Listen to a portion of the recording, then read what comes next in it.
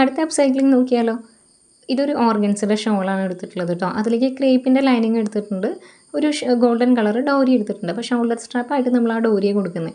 അപ്പോൾ തന്നിട്ടുള്ള പാറ്റേണിനനുസരിച്ചിട്ടുള്ള ഡ്രാഫ്റ്റ് ഉണ്ടാക്കാൻ പോവുകയാണ്. അപ്പോൾ അതിലേക്ക് വേണ്ടി അളവുകളൊക്കെ ഞാൻ മാർക്ക് ചെയ്ത് വയ്ക്കുന്നുണ്ട്. 18 ഇഞ്ചാണ് കേട്ടോ ഫ്രോക്കിൻ്റെ ടോട്ടൽ ലെങ്ത്ത് വേണ്ടത്. അതിൽ യോക്കിൻ്റെ ലെങ്ത്ത് 6.5 ഇഞ്ചാണ് നമുക്ക് വരുന്നത്. ചെറിയൊരു യോക്കാണ് കേട്ടോ.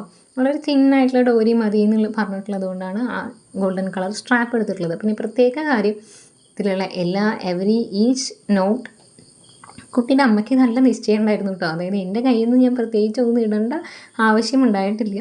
അപ്പോൾ ഞാനിങ്ങനെ ഫുൾ ഓപ്പൺ ആയിട്ടാണ് സ്റ്റിച്ച് ചെയ്യണത്. അങ്ങനെ മതി എന്ന് പറഞ്ഞിട്ടുണ്ടായിരുന്നു. അതായത് ഇട്ട് കൊടുക്കാനായിട്ട് അപ്പോൾ എളുപ്പമുണ്ടല്ലോ, കുട്ടീനെ ഭയങ്കര ബുദ്ധിമുട്ടാക്കാതെ നമുക്ക് വിയർ ചെയ്യിപ്പിക്കാമല്ലോ. അപ്പോൾ സ്റ്റിച്ച് ചെയ്ത് കഴിഞ്ഞിട്ടുണ്ട് കേട്ടോ. ഇത് ബാക്ക് സൈഡാണ്. ബാക്കിൽ ഇങ്ങനെ ഫുൾ ഓപ്പൺ കൊടുത്തിട്ടുണ്ട്, ഒരു ബോയും വെച്ച് കൊടുത്തിട്ടുണ്ട്. ഫ്രണ്ടിൽ അങ്ങനെ ബോയും അലങ്കാരങ്ങളൊന്നുമില്ല. നമുക്ക് ഒരു ഹെഡ് ബാൻഡ് ഞാൻ അതിൻ്റെ കൂടെ ചെയ്തിട്ടുണ്ട്. അതിനകത്തും ഒരു ഡബിൾ ലെയർ ആയിട്ടുള്ളൊരു ബോ കൊടുത്തിട്ടുണ്ട് കേട്ടോ.